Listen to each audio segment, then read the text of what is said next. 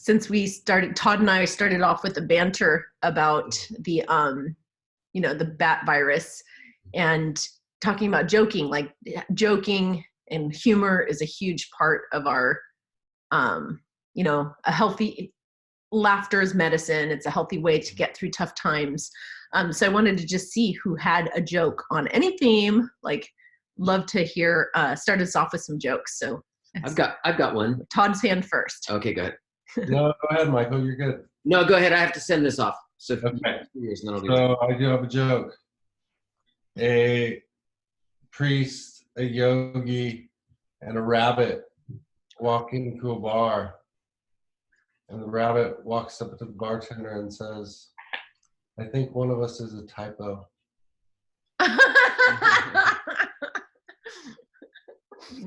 So funny because the mind's like, wait, that's not supposed to be. That's really clever. That is cute. Mine was because James is off making coffee. So there was this couple that the wife said, hey, go make coffee. And he's all, no. You're the wife. You're supposed to make coffee. And she's all, no. It's in the Bible that the man is supposed to make coffee. And he's like, what?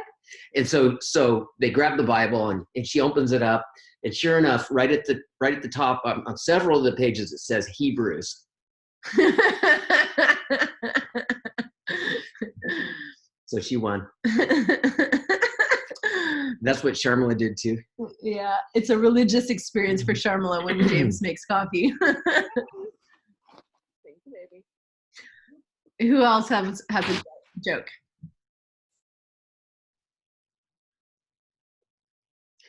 Devin had one too that was kind of interesting and cute. He said, bullets only work after they're fired. Oh, that's cute. Yeah.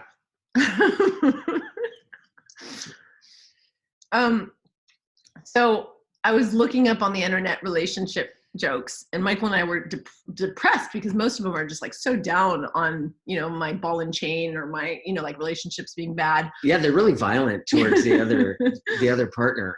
Just all of them. I'm like, oh, yuck. But I found one that I enjoyed, and it's an old football player. He's on his deathbed, and his wife's tending to him, saying, and of course she's younger, and she says, before you go, I want to clear my conscience. Are you open? Like, I want to confess about the times I've transgressed against you, against our relationship. Are you open to hearing that? To which he says, how many times? And she says, oh, only three times. And he says, okay, yeah.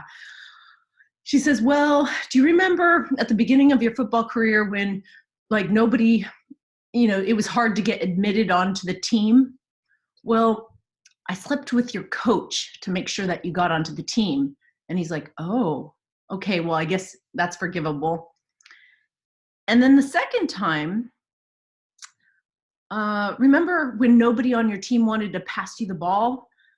So, at halftime, I slept with 10 of the players to make sure that they'd include you. And he's like, oh, okay. And then she said, well, the third time I cheated was, remember when 3,000 of your fans wouldn't support you?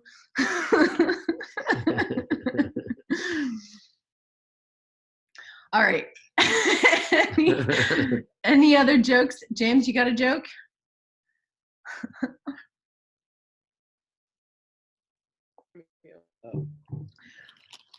Sharmila posted a meme yesterday about COVID-19 or about the climate, and somebody responded to her by saying, hey, you're really a meme master, and that's important during these times. And I did really appreciate their appreciation because the humor is important for us to kind of see our way through, and to disrupt, like it's almost like it's a state change to disrupt the thinking.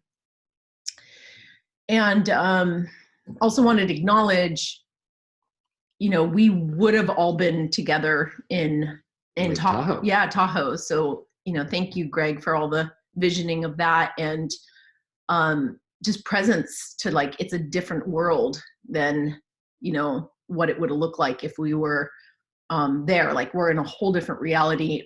And I know how deeply this pandemic has affected each of us, like economically and emotionally, and, you know, on all kinds of different levels. Todd was sharing, you know, before we started about how he and so many other surgery patients just got cleared off the calendar. And it's just completely like, you know, it's just such a dire state on so many levels, and it affects, you know, everyone. And so, you know, with today's, so I do want to show up for what's real. Obviously, this has always been a safe container where whatever wants to be expressed is welcome.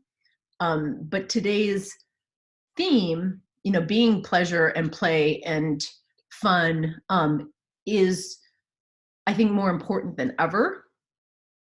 And so specifically around relationship, because when times are hard, it's the relationships that get impacted the most, you know, that, and we want to tune in to, you know, to how to, you know, how has this current crisis impacted our relationships, and provide a space that if anything needs to be shared about that specifically, that we can, you know, touch in on that this week, as well as next, on our final class next week. So I'd like to go into a little meditation, unless there's anything else anyone wants to say up front.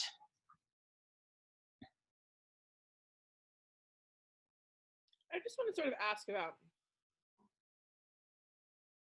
addressing how people handle it differently. Mm-hmm. Like I go really internal, and he needs a lot more, and I don't mean like he's needy, I just mean like he wants more connection and like aliveness, and I kind of go inside. And so I was wondering if maybe you could address a little bit of how everybody handles it differently and how you meet each other. Great, good. And then excellent. I'll kind of footnote that, and we'll feel into that. Anything else you want to put in up front?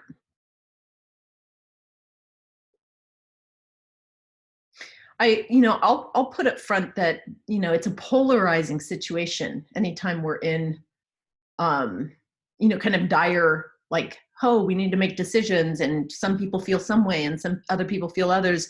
And that polarization can sometimes actually, you know, if the couple doesn't agree on how they're seeing the situation, it can create a real split. I know that it certainly impacted, you know, our relationship in the beginning. You know, how I was responding to it and handling it versus how Sharma and James were. So that's something that we're still healing from. But that can happen within a household, you know, easily.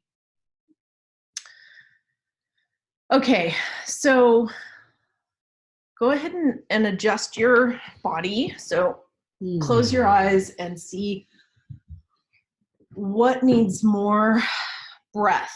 Send your breath into any spaces of contraction, and you may want to even undulate. Micro stretches to expand into more space.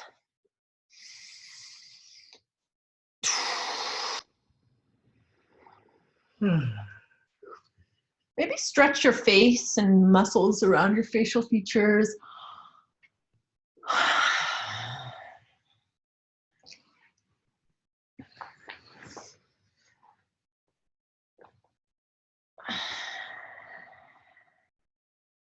Finding more comfort, like in your body. Where else can you get even more comfortable to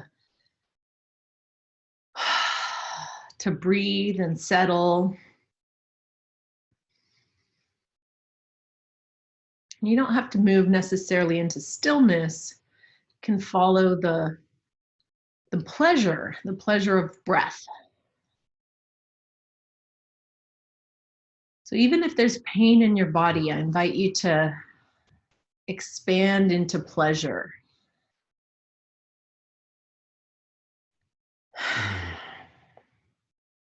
The very act of breathing expands the ribs, the lungs, the chest, and that's said to massage the heart.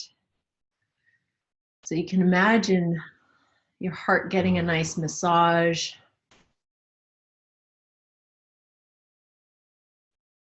And sending the awareness through the breath down into the pelvis. Breathing into your pleasure or erogenous zones.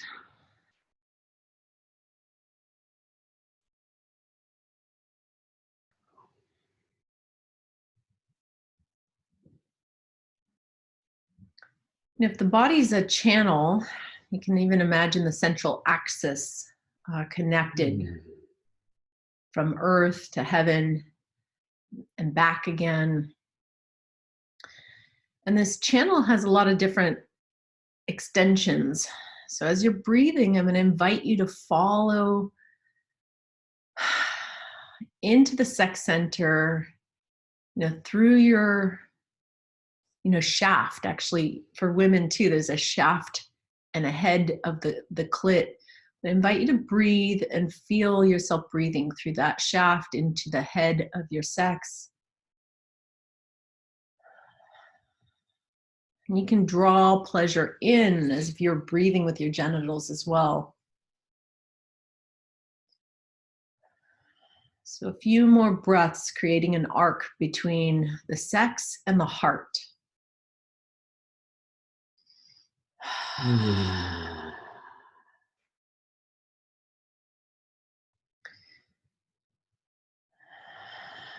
And let yourself make a pleasurable moan or sound a few rounds, just expanding with sound.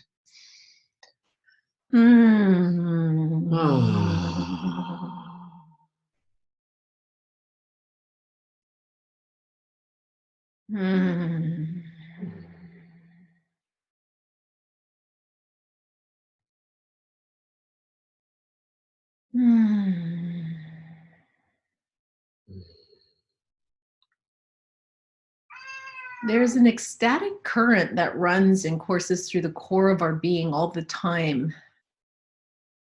And it's a matter of tuning into it, aligning with it. For a moment, I invite you to feel, ecstasy is something that's beyond the body. So it's all the way through the sensory system, but feel the space between you and your partner. And just notice a little spark, a sharing of that ecstatic current for the final 3 breaths.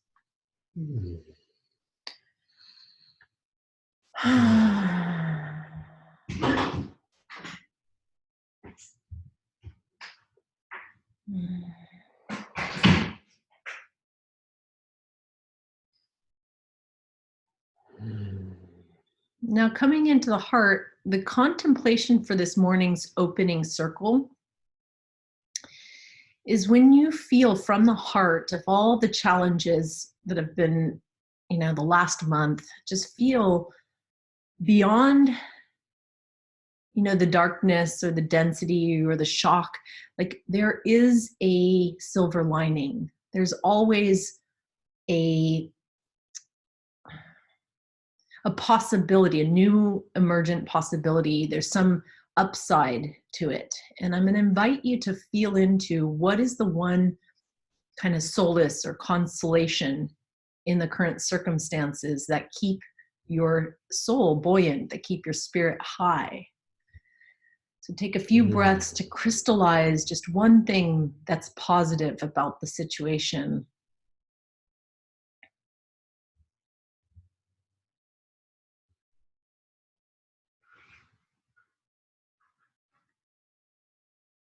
And then we'll open with a big ah breath. Inhale.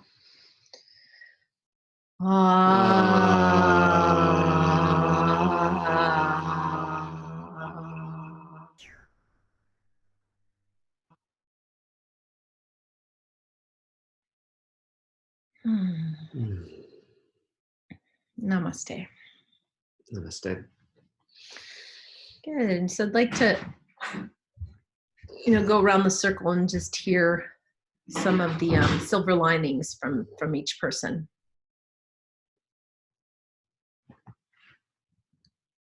Who wants to share? For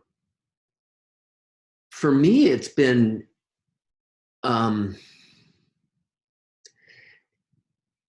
it's just been such a beautiful stillness that I've really enjoyed it. You know, it's like I don't feel like there are things that I have to do, especially a couple of weeks ago, you know, in the past week or two, and it's been changing a little bit, but especially in the past first week, it was like, okay, you know, and I always feel like, hey, there's something that I need to be doing that I, you know, have forgotten or whatever. And, you know, I'm putting out laundry out on the laundry line, and I'm just like, I was in such ecstasy about it because it was, you know, it's like, no, I don't have to call anybody. I don't have to do a work appointment. I don't have to do anything. In fact, you know, they're telling me that I shouldn't do anything. And that's been such a stillness that, you know, I haven't been able to get, you know, even in a vacation, you know, form. So I've really enjoyed it. And I know, yeah. Thank you. Yeah. Yeah.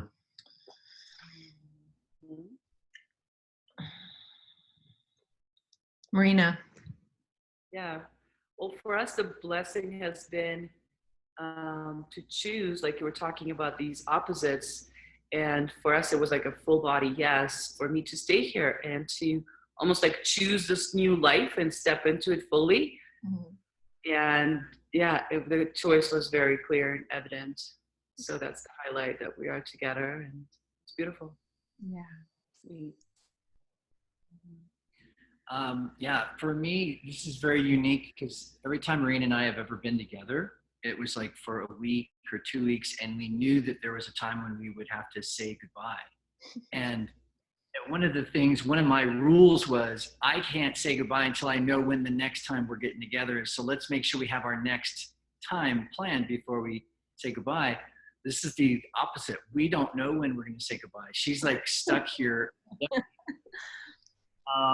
And one thing that's really brought me to is just, you know, how essential she is. Like now, right now, as Michael was saying, everything's calmed down. It's really easy to see what's essential. And the one thing that I've really, you know, realized is that this goddess is essential for my happiness. And so we have basically decided to fast track what was going to be like a year or two process to bring her and Jazz down. Mm-hmm. We would probably be married right now if we could be married, but you can't get married right now. Everything is shut down. All licenses are on hold. Oh my God. Rexy Jova, and she said yes. So that's my highlight. Yay.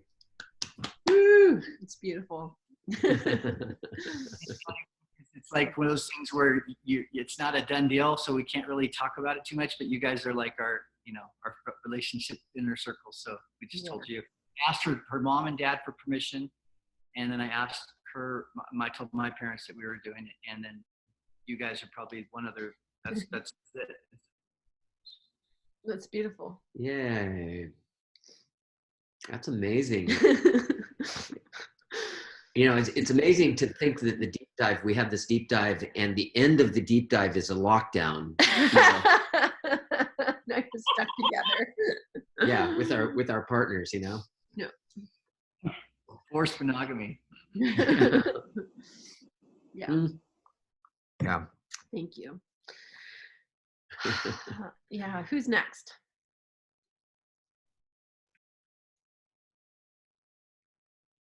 Mm-hmm. I think there's two that come to mind for me. One is that I feel grateful of the situation that we're in as far as quarantine goes. I keep seeing everyone posting about much more challenging dynamics, and like we've got a pretty awesome house and a hot tub and a garden and like other housemates to be able to have some socialization, and it's still tough to be held up and have normal life interrupted. But I feel like as far as interruption goes, like we landed in a pretty good setting. And then the other part of it is the house is getting in increasingly better condition because all of those projects that they never had time for, all of a sudden the garage is getting cleaned out and the closets are getting cleared, and it's nice to see we'll have like an immaculately beautiful house by the time this is over. Excellent. Envious. We got time. But you also have to have will. Yeah, I mean, I'm not the one doing that part. I'm just working around the block. Thank you. That's cool. I just started playing video games with your kids, so there's no more projects happening. Yeah, I think that I think the two that come to mind for me is one that like I'm kind of productive out of necessity as opposed to like will, like you say, like, so I used to cook a lot and then you can buy all of the gluten-free vegan food. So I kind of stopped doing it, but I've been cooking a lot because I can't go anywhere. And I've been baking and yeah. And I think the other one is sort of like connection, like more creative ways to connect with people and like staying in contact with people that are currently distanced that wouldn't otherwise be, that I maybe just wouldn't talk to in between times I see. So just like a little bit more creativity in that. Beautiful. Yeah. Mm-hmm.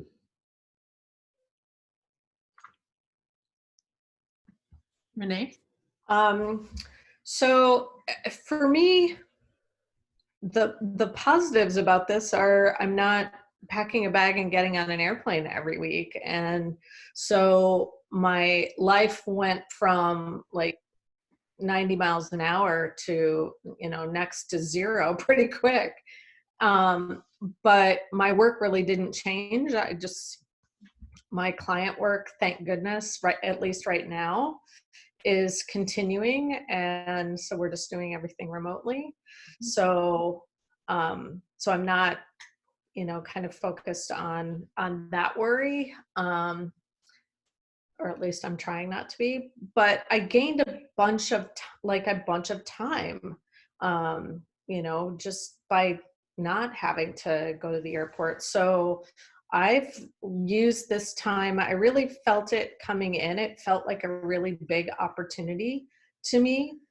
And so like weekend number one, I launched a website. I started, a free writing class, and now tomorrow I start my very first 8-week writing class called Life Examined. And so I'm taking this as an opportunity to really kind of launch a different path forward, in the hopes that I can eventually grow that and it can replace my current path.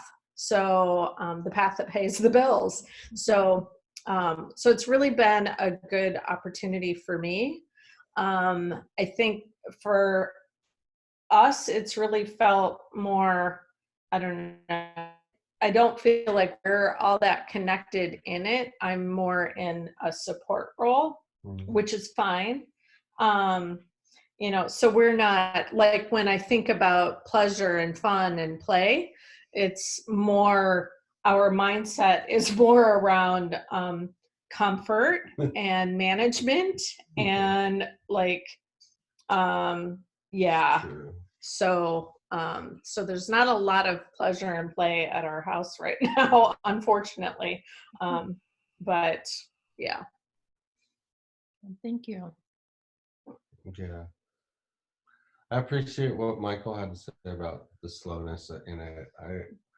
I've noticed just out, because what I can do and what I've tried to build a little practice on is making sure to walk And I noticed just out walking around the neighborhood, people are a little slower and a little friendlier. And, you know, little jokes about social distancing with people that you might not have seen before because everybody's home and around. So there's an undercurrent of community just in the air that I think is instructive. So that's the silver lining that I've seen since that was topic. Yeah. Thank you. Thank you. Yeah, for me,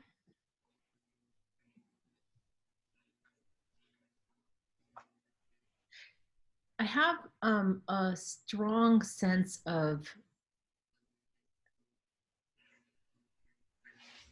you know, I've always had a strong sense of purpose. You know, I feel fortunate to be on like a clear channel where I get operating instructions of this is how I can serve. And I've had that now for many years, a real strong, like direct guidance. And more than ever, there's a sense of,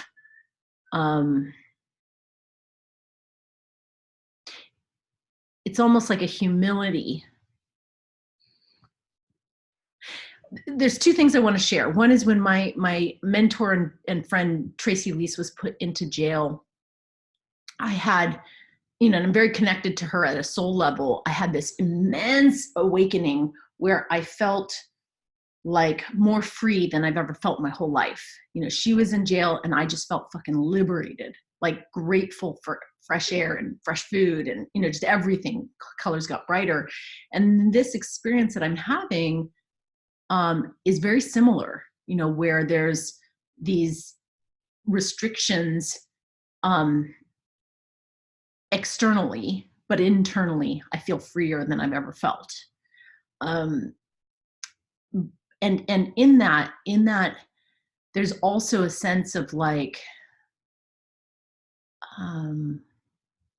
I've been preparing for this. You know, we all have in some way our whole lives, like been preparing for, you know, a transformation, like, and the transformation might look like an external crumbling of everything that we knew, but internally, you know, it's about how to be connect, you know, just to know that we're, you know, God, to be connected to the God force, to be, you know, one with spirit.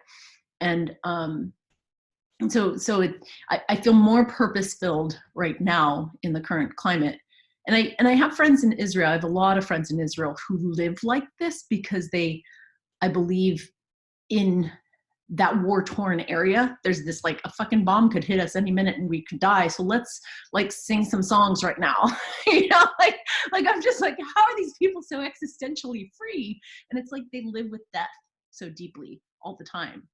And so I'm having, you know, having been privileged and sheltered for most of my life, I'm actually having that experience right now of like, oh my God, I feel really free in the face of the preciousness of life and all our loved ones.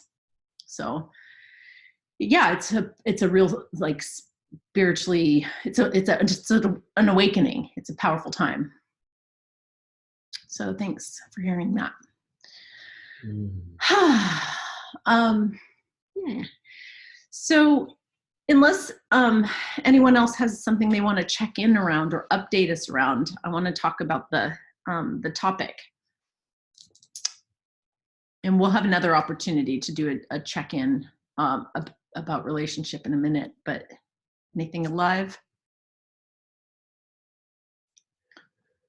Did you, Sharmila, did you get your, you know, kind of question answered? I know. Oh, I wasn't answering it yet. Yeah. Okay. Yeah. That's not.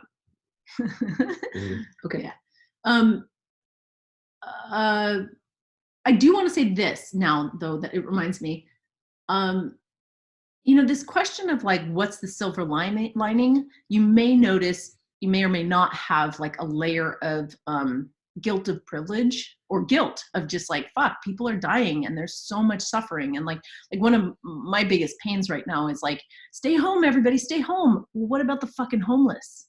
You know, like how hard is that for people who don't have a home, you know? And so with all the pain that's happening, there's a tendency to be like, how dare we be happy for it, right? And my blessing to all of us is how important it is. Like, we shouldn't feel guilty. We shouldn't, you know, like how important pleasure is, how important it is to see the bright side, how important it is to be in gratitude, and to not dampen that with some second dart of shame or guilt or that you shouldn't be feeling that. And I just really want to say that both are simultaneously true. Like, we can grieve deeply and feel the loss and feel all that, but we simultaneously need to celebrate deeply and experience, you know, the light of it, as opposed to saying, let's dampen both, you know. Part of being fully alive is to feel it all and to feel it all full volume. And so, you know, those of us that have a longstanding pattern of being like, wow, I'm really privileged and I should dim my light and I shouldn't be happy so that others don't feel bad. It's like, that doesn't serve, you know, our awakening. So having said that, I'm getting my notes because the topic, you know, we like to start off with the metaphor, and this is sort of a mixed metaphor, and it's, but it's an important one when it comes to bonds. Okay, so we're in these partnerships and we're going through life, you know, together, and to be together in as life partners, there's kind of a glue, there's a bonding, you know, between every relationship. And this glue is really fucking mysterious. Like, you can even look around the circle and be like, wow, how did they find each other? What do they see in each other? Or, you know, you can look at other couples and go like, wow, the attraction between people is so mysterious. I mean, sometimes it's really obvious and we get it, but the point is about bonding power. Like, you know, glue is where you're really stuck. Like, it's more like magnetism where you're pulled together. That's the bonding power that holds us together, is our attraction. And the attraction or the bonding power are usually the things that work, that bring out the best in you, that you've been looking for all your life, or that light you up, or that the happiness, the pleasure, the play that we are bonds us. And simultaneously, there's also cleaving power. You know, if you even just do a little mental review of past relationships, you know, you go through your mind and you think, oh yeah, the last relationship didn't work out because, and in my case, I was with somebody who didn't want to have kids. And I was like, I need to be a mom. Like, that cleaving power was a bottom line that just was unworkable, right? But you might have a lot of different reasons. You might have the same reason in every single person that you've ever dated. Whatever it is, that cleaving power was greater than the bonding power, which is why you're not together. Or even just, you know, I honestly just hit my 1-year anniversary of breaking up with Roxanne.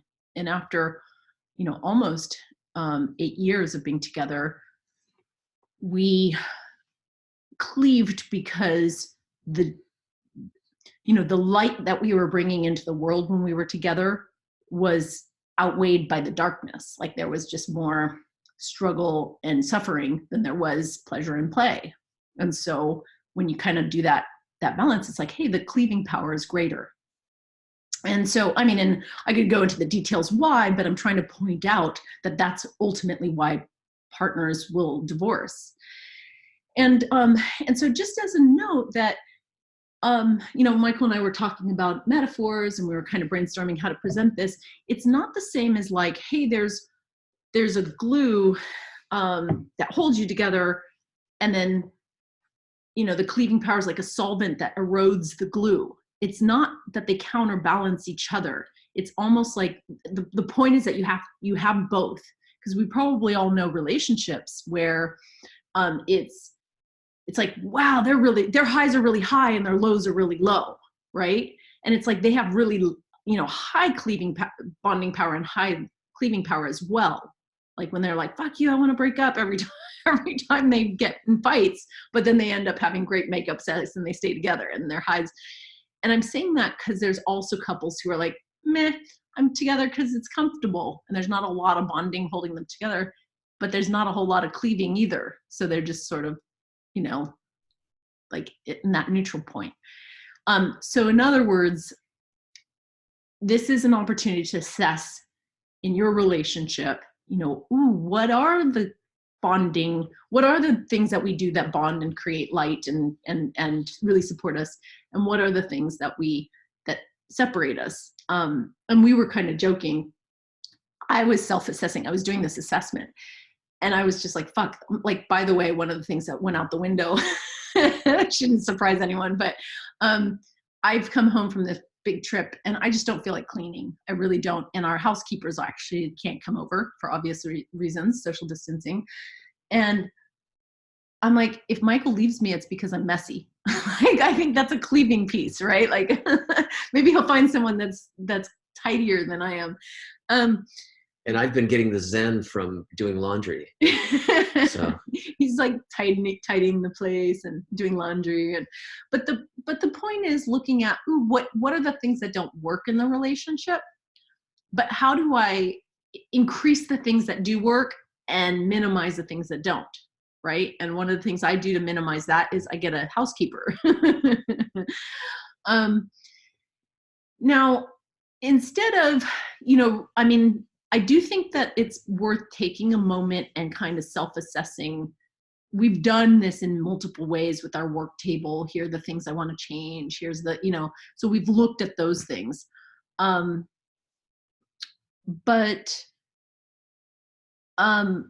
we will be going around again to talk about pleasure and play and fun, which are the, you know, kind of is the glue. People typically, when they think of fun, is they're like, oh, that's a privilege, meaning like it's a frivolity. It's not like an essential. And it's really, I think this is a really important point, that actually having fun and being in pleasure and play is, I hope that you come away from the call going, oh, this is actually a vitamin, like a foundational ingredient for the success of any relationship. This isn't just, oh, you know, when everything's handled, then we can talk about a vacation and we'll put that off.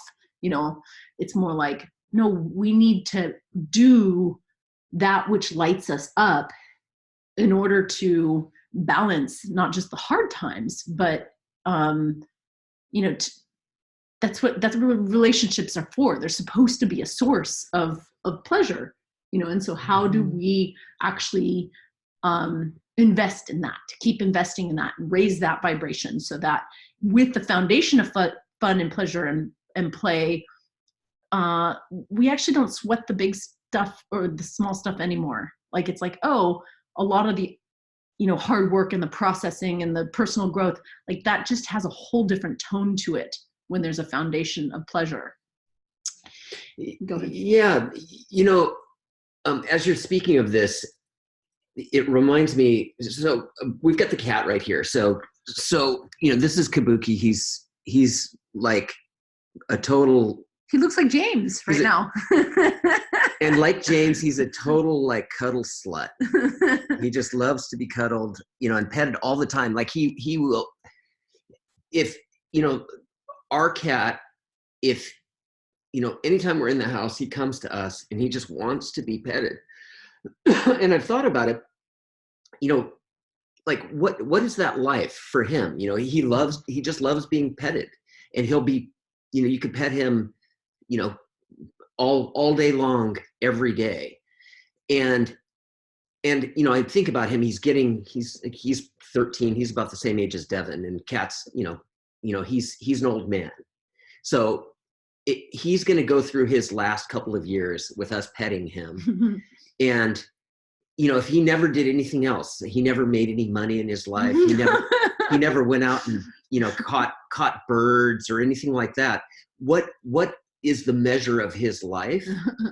and I feel into that with our, with our lives.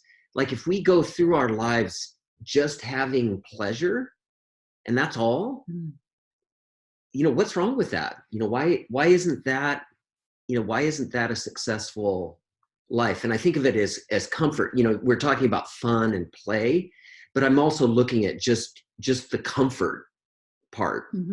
Are we comfortable? Are we happy? Contentment.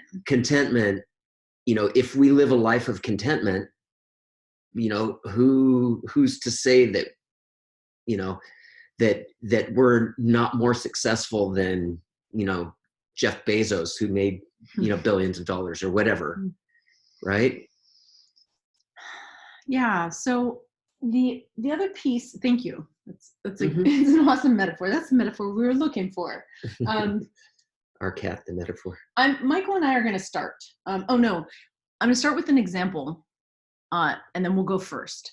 And the example is one of our mentors. We actually met through this mentor, and they were at brink of divorce, actually, because she had another lover. The other lovers, the pleasure and play with this other lover was far exceeded the partner she had kids with and lots of history with. And she was just sort of like, their relationship was totally, they were just roommates. And then it came to this place where she's like, fuck, I have to do something because my marriage is so flat. And the contrast is so great. She recognized that she started to kind of go away from him towards the other lover. And what they decided to do wasn't therapy. It wasn't, okay, let's dig into our core wounds and let's look at all the times we've injured our bond, which is a tendency that I have, which is like, okay, let's roll up our sleeves and do the work, right? She said, will you just take me out dancing? And he enrolled in an Argentine tango dance class, and they started doing Argentine tango a couple times a week together. And it's something that lit, just caught fire. It lit him up, lit her up. It reignited their romance. It reignited everything. They didn't do any work on their marriage, but all of a sudden they were in love again. And it was through Argentine tango. And I love this story because not long after that reawakening, she had the courage to tell her partner of a 10-year affair that she had had and that she was certain would break them up. But instead, he's like, okay, let's have family dinners and let's include this other lover. I mean, it's just one of those miracle stories. But I really think it's because they did the bonding of having, they had that reigniting through pleasure. So I want to, that's a good way to say that, like, hey, we can do all the deep relationship work. And I know you have a big work table and we're all still on a journey of like evolving the relationship, but it has to be in proportion to the play and the fun. So what is it that you guys do really well together? And we'll start off. Do you want to share about our fun activities? Yeah. Well, the day-to-day one is walks. We love going on walks together. And until they block us from going outside of the house. We used to walk down on the beach and then they stopped the beach and then we'd go down to the boardwalk and then they stopped the boardwalk. And now we're supposed to wear masks anytime we're out. But we've always enjoyed those walks, and that was a daily kind of comfort thing, bonding. Yeah. Yeah, thank you. I would say that of all the many things, because Michael and I also produce community things together, that there's a lot of pleasure in being on purpose together. But what I believe is the pure play thing is, as a tribe, we like to go to comedy, like inviting lovers and, hey, let's all go out to comedy night. But what Michael and I share uniquely that's really fun is improv. I think, whether we're doing improv together or, I mean, it's so, what it gives us is timelessness and flow state. If you can do an activity that actually lets you lose track of time, you're like, wow, I was so immersed in it, I lost myself. Like those are peak things to want to do more of together. Also traveling, together. And I know there's not a lot of traveling happening nowadays, but that's something else that's always been a love language. Yeah. Love language, a beautiful thing, for us. When you talk about improv, just the comedy part, just that we're like joking, like that breaks the ice a lot of times when there's tension. We'll joke around and it's like, oh, okay, it's, we see light in that. And that's an ongoing thing that we really enjoy together is our comedy together, just joking and playing. And our son is hilarious. If you don't know, he's got a great sense of humor. So, all right. So that's us. Who wants to share next? What you do to, for pleasure and play?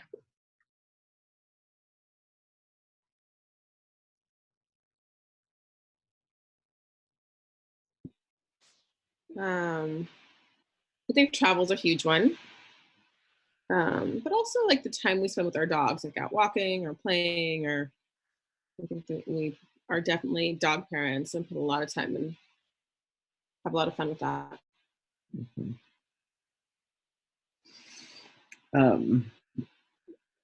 We're also good at like, laughing at things that I do that Charm was ashamed of.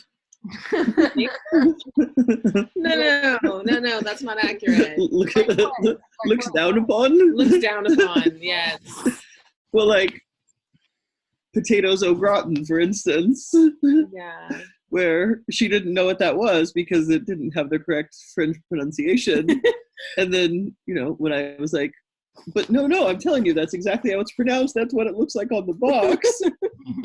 It doesn't come out of the box. How does it? How do you say it, Charlotte? Say it again.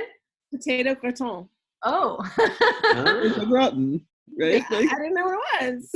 For edifying us. Beautiful. So yeah, we tend to both get a lot of joy out of my like white trash upbringing. and sometimes laugh for like an hour straight. It's really great. Thank you. Yeah, nice. Renee and Todd?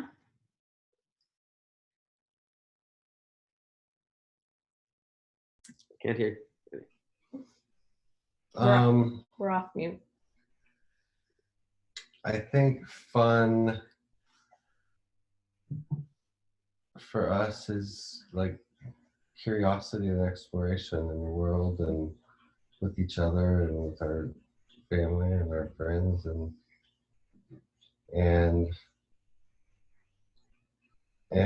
putting our feet to the ground and doing things together. I don't know. I'm having a hard time this morning. So I guess. Yeah, I would say going back to what brought us together. And I don't know why I want to cry at this, but it was like we had this real sense of dreaming together. We love to travel and explore. And we met while I was working in Europe, so we had a lot of time over there, and so we did a lot of traveling and a lot of exploration and a lot of dreaminess, and in those early years of our relationship, and that was the bonding ingredient. And we continue that in different places in different ways. Say again? That continues in different places in different ways. I mean, we make it a point. So that's kind of what I was hinting at with the exploration and curiosity as well. Yeah, it's beautiful. Is there anything else, Renee? I feel the tenderness under your share. Oh, yeah, I think a lot of that dreaminess and curiosity, I don't think we are experiencing as much anymore. And I don't know why, but so that just came up. Yeah, sweet. Thank you. Mm. Greg and Marina. Right. Well, for us, it definitely is a sense of sacredness. When it's ceremonies together, journey together, and just now, even like we're burning these like fires daily and offering medicine, offering tobacco. I have copal burning all over the house every night. So just it's beautiful to connect with the earth and the elements. And for us, we like right away we get a lot of always. Maybe like Renee, you're mentioning, like that's how Greg and I met. We met in this like ceremonial space at ESTA. Mm-hmm. So that's just a thing that keeps on bringing us together all the time. And we get these like, for us, we live in a lot of uncertainty with immigration and our life and everything. So, but every time we're in that space, we get like the next step. And then when we're at the edge of it, we get the next step and the next step. So we've grown to like just trust into that the next step will appear. So there's a lot of faith in that. Cool. Yeah, that was coming to my mind a lot, is how we plug into nature and we drop in with spirit. But the other thing that's a little different than that is we really support each other in self-care. And like whether it's a breath work or it's meditating together or doing yoga together or something that kind of refills our individual buckets, but doing it together. That's something that I really love about our pleasure tracking, is we're happy to track pleasure. Oh, and one thing on the one thing I love about this woman here, and it's one of the reasons that I know I can't let her go, is that we have this like ongoing rule that if I wake up at any time in the middle of the night or in the morning with a heart on, then it's game on. It's like, and so it's like the heart on rule is like, I love that about you. Oh yeah, that's a great one. That's beautiful. And it happens quite a bit, middle of the night. Excellent. That's really great. Yay. That's beautiful. Yeah. Sweet. Any PSs on the pleasure play reports? Yes, you said about that guilt thing. I know that I'm carrying a amount of guilt, feeling like Marina had to choose her health and our relationship over being with her daughter, and also just a fair amount of guilt of how push we are, because I've been planning. I knew something like this was going to happen. This is not a surprise to me, and I bought this property with this kind of event in mind. Yeah. So I feel like I'm super protected and super privileged and super prepared, and I definitely have some guilt about the discrepancy of how ill-prepared people are and how screwed most of society is going to be from this, and how I think we're going to cruise right through it. So how much toilet paper do you have? Oh my God, Michael, since we're talking about jokes and we're making irreverence okay, do you want to tell them about that sick, dark humor meme that you saw today? Yeah. Oh my God. Yeah. I was, it was guys in hazmat suits, and they came in and they're like, oh yeah, they're all dead, but their butts are sure clean.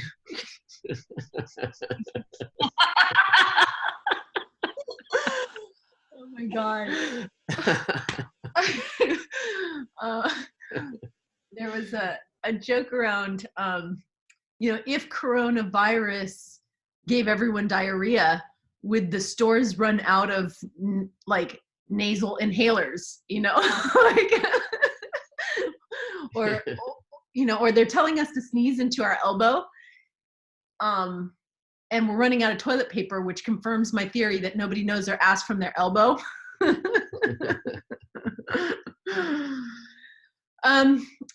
So I'm going to share this, what arises for me, Greg, when I hear around the guilt. And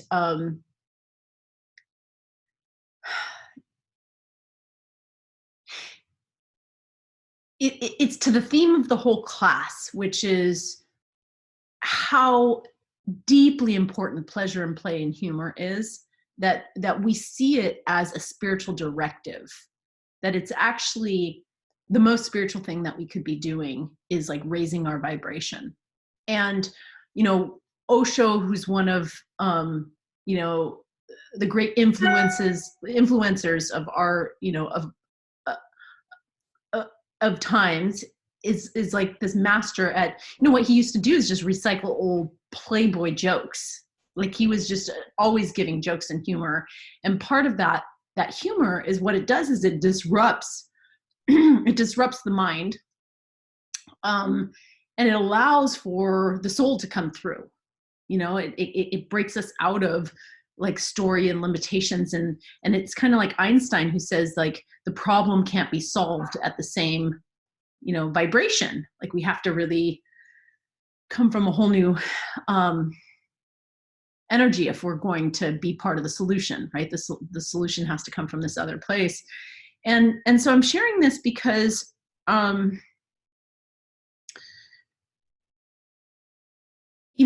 had a moment where I had to consider quarantining without my son.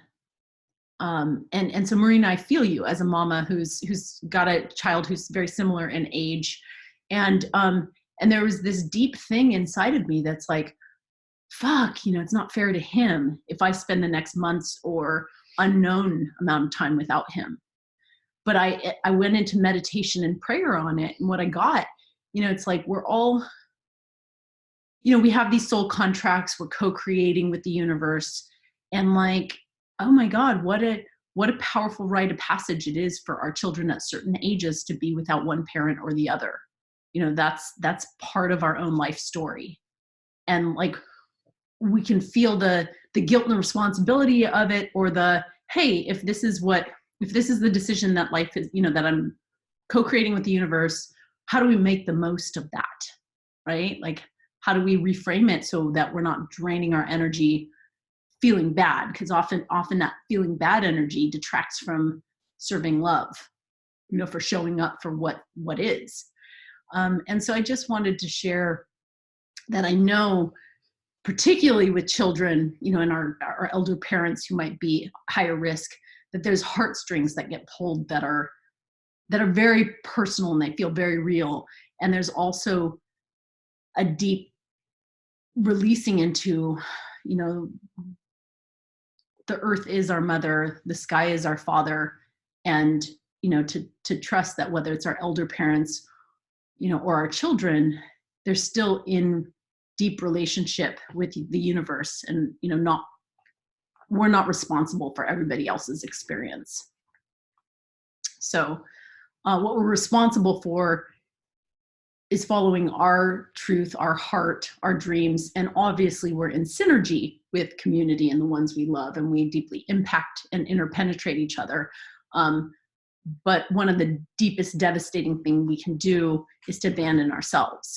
If we go against, in order to please anybody else, if we go against our deep truth, that's the ultimate betrayal. And that's when we're not serving the divine. And that's, that's what's keeps carrying me. I'll say, we're all going to be tested. There's going to be lots of trials that keep coming up. And, how do we best serve the highest good has to include what's in our highest good, what's our truth. And thank you for letting me be on my soapbox. I think that's enough of a sermon from me, for the moment, but it is a deep invitation for everybody to say, I can't bring pleasure and play and fun into the world unless I'm, raising my own vibration, doing what's in my pleasure, following my play. And that actually kind of brings us to the homework, because a big part of our relationship journey, you know, we often, in times of strife, it's almost like we vent or take it out on our partners. And the directive, the spiritual directive, is, how do I actually make my partner smile? How do I light them up? How do I, first and foremost, take care of my own high vibration, but then raise the vibration in the household? And we do have a very practical homework assignment that I wanted to feel in deeper to questions. I know Sharmila brought an important one up, but I want to open it up to see if there's other questions on the floor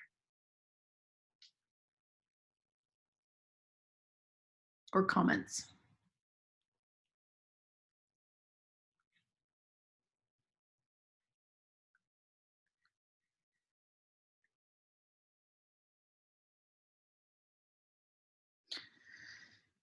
So Sharmila,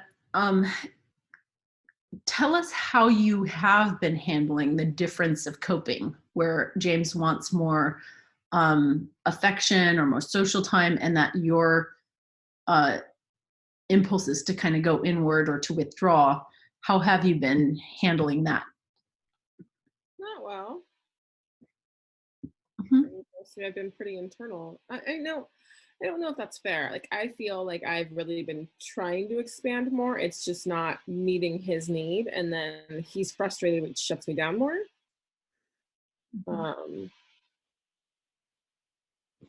I've tried to be in the, like, hey, we at least do have other people who can meet some of those needs, like connect with those people, but then he gets upset that I'm his primary partner and he's not getting his primary needs met by me.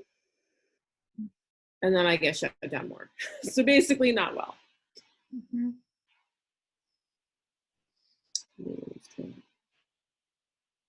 Are you open to kind of masterminding and hearing from the group? Yeah. Before we do, I want to, I know James left the frame. Oh no, he's just letting one of our dogs out. Okay, good. He's still here.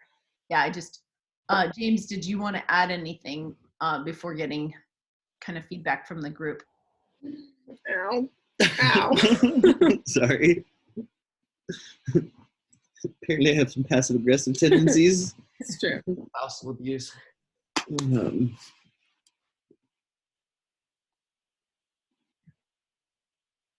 No, I mean, I don't know that I have a lot to add there. I mean, it's definitely like a real like point of challenge and contention. And you know, and it's not a new pattern that's like just showing up with Corona. It's like in general, I want more intentional connection, more like sexuality, more physical affection, but also just more like conversation and like there being a intent of being together just for the purpose of being together without distractions. Mm-hmm. And in general, particularly where there are stressors, Sharmila wants to go more internal and connect less, and so it's an ongoing point of challenge. And right now, it's a bit heightened because the normal ways that I might offset that difference aren't as accessible, and my stress load is dramatically higher than normal with a lot of the impacts that Corona has had on my businesses and the work that's coming up around that. Yeah. Thank you both. Yeah, I'm curious if there's just listening to the intuition in the group, if there's any insights that or reflections that you have.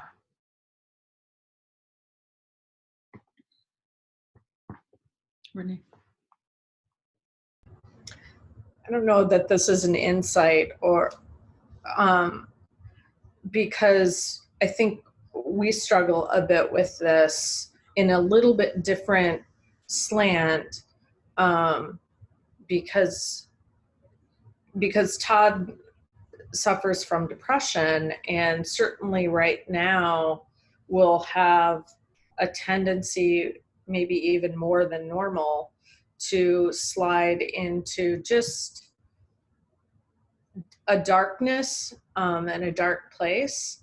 And I'm pretty, full of positivity most of the time, and in the middle of creating something. And so it ends up feeling like we're worlds apart in this whole kind of situation, even though we're in the same house. And yeah, so and I'm trying to stay in my kind of positive place, and then I don't know if it ends up, I think it ends up feeling, and correct me if I don't want to speak for you, but it feels like we end up feeling like we're living apart, even though we're in the same house. Is that fair? In moments, yeah, especially lately. There's challenges related to, like, my sleep patterns are disrupted. The last couple months has been super tough. Yeah. Sure. The depression thing, I've come to a healthier place with that, and it's just, there's times when I find it a little more burdensome to hold the duality in the universe.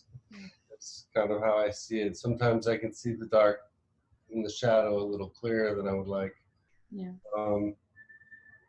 But as it goes, there's just been logistical challenges that have made it pretty difficult. My sleep patterns are quite disrupted.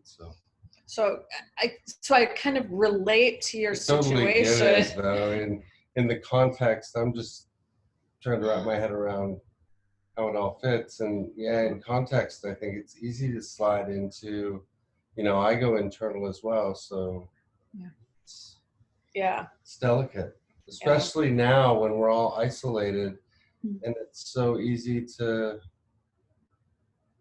because get I'm lost in finding it. I'm reaching out to friends more and having Zoom calls and like FaceTime, and trying to get some of those kind of needs and positive vibe sharing done with other people, rather than, because I know you can't really meet me there. Yeah. I want to share the way that when you brought it up, so I appreciate you kind of mirroring aspects of what's happening for James and Sharmila, because as I hear your tendencies, I can relate as a lifelong pattern. I'd say really, except for the last 5 years, my marriage with Michael for the first 10 years was that I had this depressive, I'm place, and Michael's so, kind of optimistic and buoyant. And at one real critical moment, and it was game changing, I said to him, I can't go to those valleys and those peaks with you if you don't come down, or sorry, to those, like mountaintops with you, if you don't come down into the valley with me. And it was this thing of like, I really needed him to hold my hand so I'm not so alone in the darkness that I was in. And if you could hold my hand here, then I can come with you to higher states. And that at that time of like, okay, we are just in different places. Instead of like, let's try to meet in the middle, it's more like, can you come to my place and I can come to your place? Like that was, metaphorically what we needed. Now I'm in a very different place because I recognize that was actually pathological. Like the darker places that I was in, and pulling him into that, although I needed that, was like saying, I need you to be my therapist. I need you to come, I need you to come, it's that thing we use the metaphor of like, when your partner's swimming around and drowning, don't jump into the water with them. And I actually felt like I need you to jump in the water. And when he did jump in the water and he was feeling it with me, and I was like, oh, fuck. And so I just wanted to share that the perspective I'm in now, which has a lot to do with me getting resourced from places that aren't him, like supplements and exercise and detoxing and whatever it was, you know, which might be in some cases like surgery, or, you know, it's like, okay, I'm not well because we're with each other in sickness and health. But how as a partner do you not get sick when your partner's sick, you know? And I say that, like, I don't know, Sharmila, like, you know, what stuck out for me is this thing around like, oh, if I say this and or if he's upset, then I shut down, or like, it sounds like there's still a big like sensitivity to what his feelings are going to affect my feelings, which is understandable and obvious.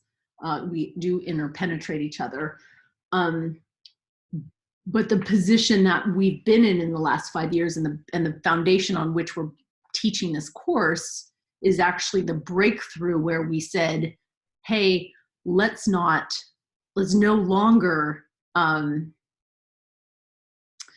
of blame each other for our emotions or try to drag each other, punish each other through it. Instead, if you get into a beautiful state, let's meet in that beautiful state. And it's not an answer. It's not like an answer for everything. But it is sincerely why we decided to do this course, because there was a seed change for us, that our relationship was dependent on our own interdependence, you know, as opposed to the codependence that we felt around each other's emotions before. So, go ahead. Yeah, you know, I was thinking about our, you know, time together too, Kamala Devi. You know, Kamala Devi has had deep clinical depressions before me, and you know, during our relationship, and the way that I handled it was just, you know, I did what I could, you know, and I had to keep myself in a high enough place to make it through, and I didn't do great. But as I kind of learned about keeping myself in a beautiful state despite circumstances, then it tended to be better for her. She was able to get herself out easier if I wasn't like getting on her about it, you know, like if she'd come at me with anger, which was our kind of pattern. If I would respond by saying, hey, you know, this isn't fair. I'm not, you know, I need you to be, you know, kind to me, then that didn't work. But if I instead I just let it come in, then she would shift. She was able to climb out easier, and that I kind of relate it to what we were talking about in earlier classes, which was this thing about needs. If your partner has needs, that those needs are your own needs, you know, both directions. And I can relate that with you and James, Sharmila, you know, that if you guys have needs, that, you know, that those needs are the other person's needs as well. And that you look at, like, we even do a rating system of like 1 to 10, like someone has a need and it's a conflicting need with the other. And how big is that need? You know, like her need might be a 3, you know, to do something that's conflicting with what mine is. Mine's like a 9. So we'll like assess those, like how much do you need? How much do I need to make love versus how much do you need space? You know, space, and you need space to a 3, and I need to make love to a 9. And so we would tend to go towards the one who is in the greater need. And those are some of the things that we've done over time. But can you pause for a second? Sure. So I have one other thing I want to say on great, because my thinking is like James is being really clear. You know, hey, he needs affection. He needs like, you know, sexuality. He needs, you know, like you're being clear on like, these are my needs. And I know that it feels like a demand. But I am curious, Sharmila, like, cause sometimes we go into withdrawal or isolation because we don't actually know what our needs are and we don't know how to make those requests. And I'm wondering if there are deep unmet needs that you have that you're not actually putting on the table so that you guys can, you know, kind of do that negotiation. Mm-hmm. And one other kind of last little thing is, you know, if there was a time when we were fighting where I would want to run, you know, I'd want to get away from it. And if I did that run, it would only damage things. And so I realized that, you know, that coming back together and working it out often was better. It was bringing us together. And I'm relating that to your situation right now. Whatever things you guys are doing together, lean towards the ones that bring you closer together than the ones that take you further apart. And I'm thinking about like getting your needs met from other people. I think that's the wrong direction. I think that in the partnership, you're going to want to do things that are leaning more towards each other and sourcing each other. So I agree with the like leaning in. I definitely agree with that. But I also agree that it's not either or about getting needs met elsewhere. Like I think it's just in general. And I'm talking about this as a general, not every time, right? Yeah. But just in general, you're going to want to do things that are bringing you closer together. Because we're both a huge advocate of how important it is to crowdsource our needs and not put all our needs on one person. And so, you know, there's a balance to that. It's just not getting our needs met somewhere else.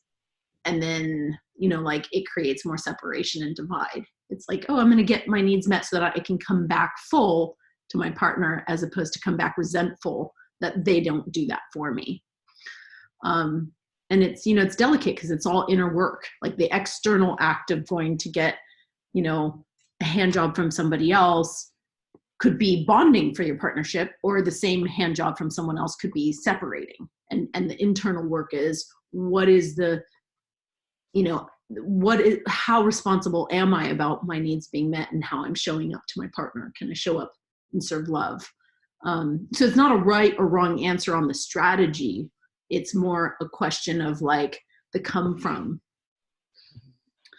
But I guess from the deeper inquiry, Sharmila, is like, is the need for space or isolation or withdrawal, like, is that your full expression? Is that a healthy choice? Is that really coming from your soul, or is that your personality defense system, which is shutting down and freezing?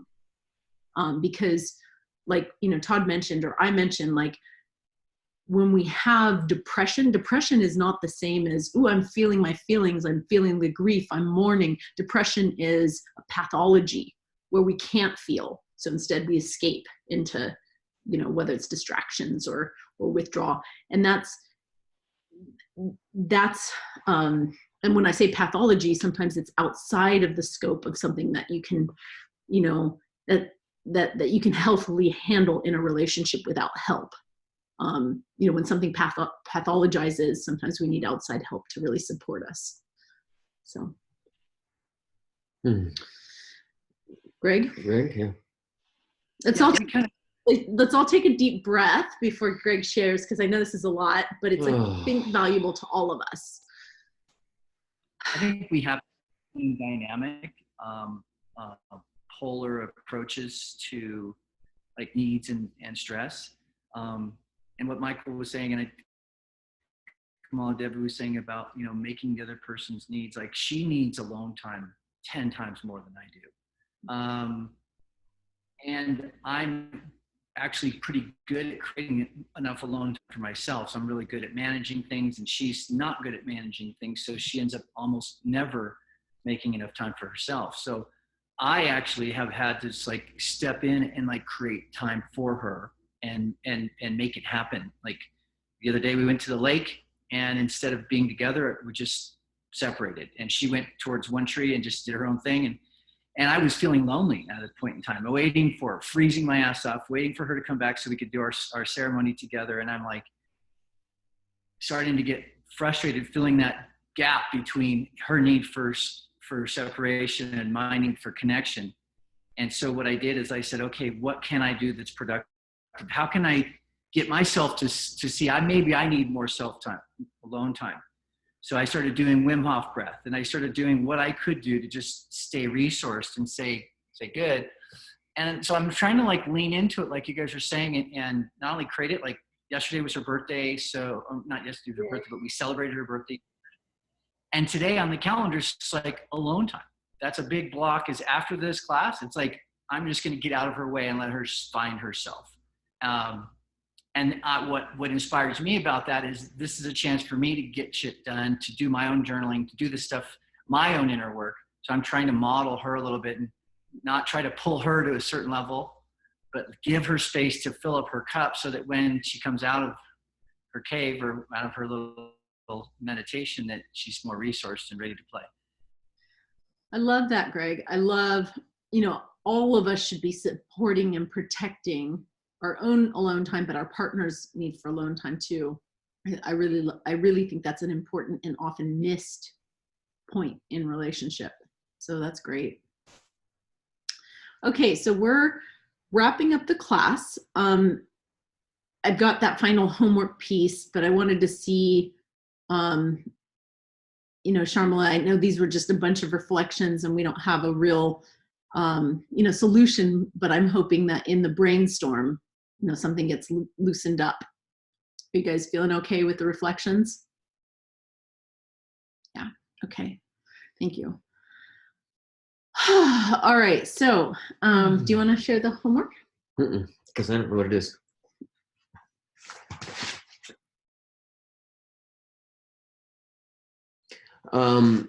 Okay,